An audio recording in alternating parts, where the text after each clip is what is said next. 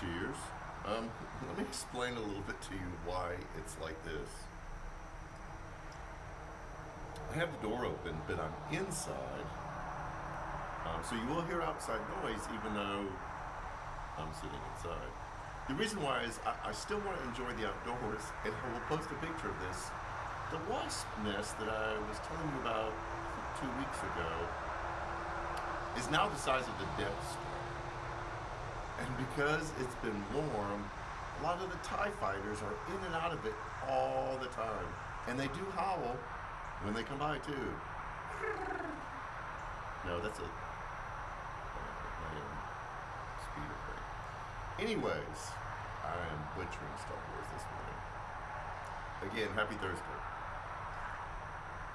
Let me give you a little intro to what's going to be the theme as we wrap up 1st and 2nd Peter Sunday morning. First of all, a huge thanks to Kristen Hill for really giving us not only the meat of what it is to deal with false beliefs and how to kind of do some self-check, but some great questions to ask to see if what we're holding on to is like actually scriptural, that it is God's idea, or it's something that we've kind of played with over the years and just grown it into something we like, and then we attribute it to God.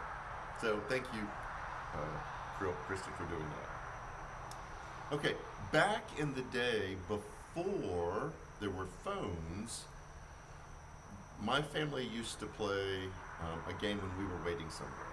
You know, if we were waiting for a movie to start, or we were at the airport, we took them both on big senior trips as a family. We would play this game, and I don't think it was a bad game, where we would pick a person out in the crowd and we would make up a fake bio of them. I may tell this story Sunday morning, but we would pick some guy in the crowd and he was, you know, somewhat professionally dressed, and then we would start to place onto him what his life probably is. So, he's an accountant, he's on a business trip, there's this account that he lost, and his boss said, unless you go back and get this account, you're going to lose your job. His wife is a teacher, he's got 3 kids, and so we would just build this entire narrative around this one person, because sitting and waiting is hard. And so we tried to make it entertaining.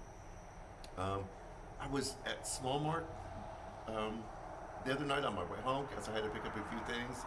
And they have 278 self-checkouts, but there's at least 500,000 people in line. And you're just going like, I can feel the skin crawling off my body because I didn't want to be that person to get on my phone and just kind of pass the time. But I could feel myself getting anxious, like I need to get this over with and I need to get out of here. Because we don't wait.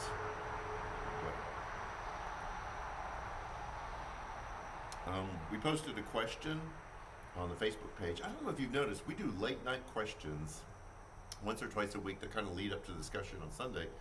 And I asked, what was the worst thing to wait for you? Was it a package to come? Was it to receive news? Was it in traffic? Was it in a line?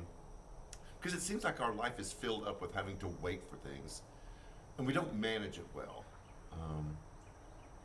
And so there's just something that grows inside of us where we blame, we deflect, we have internal reaction to it, because we haven't developed this habit of learning the practice of how to wait well.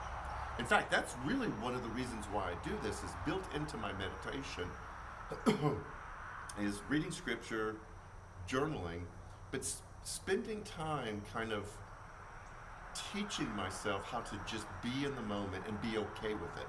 I've got a ton of work I've got to do upstairs. I can feel my brain rattling with all the things that I need to take care of. But I want to learn how to just sit in my non-anxious self and be okay with it. I don't know how you are with having to wait.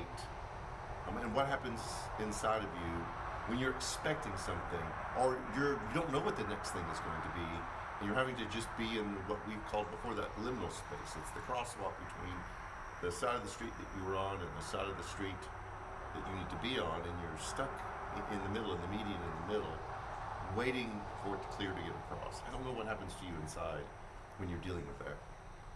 But this Sunday, oh, there goes one of the TIE fighters now. Peter gives the early followers who were scattered all over the place, who felt disconnected, who felt the persecution, wanted Jesus to come back right away. He gives them some advice. Hey, this is what you're waiting for, and this is how to wait well. And it's really great, just practical advice of when you find yourself in those places where you're wanting the next thing to happen, and it's not, and what you can do to be better in that moment, other than doom scrolling Instagram or watching cat videos on TikTok or whatever. It gives you some very practical things. You're going to see me do that a lot because there's a lot of activity of things that you can do. So this is a great way to wrap up the letters to Peter, because it's something that we can really hold on to. It's something that we can really use in our everyday lives. I hope that you join us this Sunday. We're seeing really different and new people in person on Sunday morning. We're really excited about that. And join us virtually. We consider you our family. We hope to have after party this Sunday. We'll let you know by Sunday if we're going to be able to do that or not. There's a lot going on at New Community Church. I mean, a lot of exciting things. I don't know if you can see, we have pallets and pallets of food stretching down this hallway. We have food pantry this Sunday.